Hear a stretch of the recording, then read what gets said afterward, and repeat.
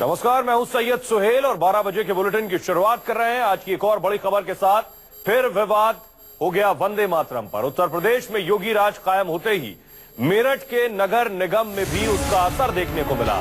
मेरठ के नगर निगम के सदन में बैठक के दौरान भारी हंगामा हुआ। हंगामे के बीच वंदे मातरम का बहिष्कार करने वालों को सदन से बाहर कर दिया गया। दरअसल मेरठ के नगर निगम में वंदे मातरम गाने को लेकर जमकर हंगामा हुआ। भाजपा सभासदों ने सदन में वंदे मातरम गाने को जरूरी बताया तो मुस्लिम सभासदों ने वंदे मातरम गाने से इनकार कर दिया, जिसके बाद सभासदों के बीच इस मामले को लेकर जोरदार बहस हुई और नारेबाजी भी हुई। मार्शेप करना पड़ा। मेयर ने ध्वनि मत के जरिए वंदे मातरम को गाना सभी सदस्यों के लिए अनिवार्य करने का प्रस्ताव पास किया। हालांकि प्रस्ताव को लागू करने के लिए अभी सरकार की तरफ से मंजूरी मिलनी बाकी है। क्या कुछ हुआ, सुनिए जरा।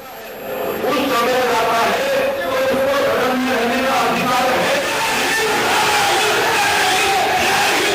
सदन में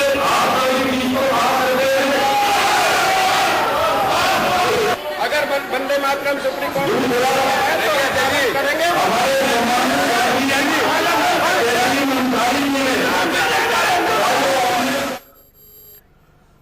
हमारे साथ बीजेपी नेता आईपी सिंह जुड़ रहे हैं।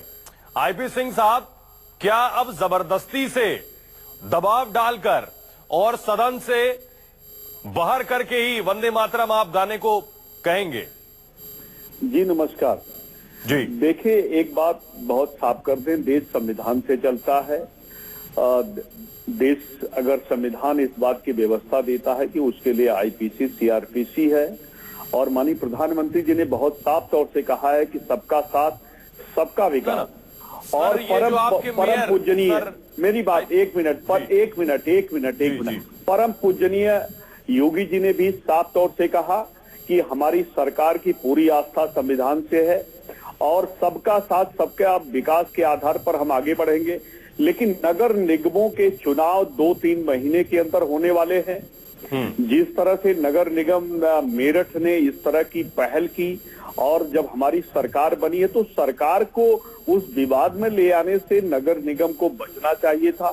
वंदे मातरम को लेकर सुप्रीम कोर्ट की साफ गाइडलाइंस जारी हुई है। भारत सरकार, देश की संसद भी उस पर विचार विमर्श कर चुकी है।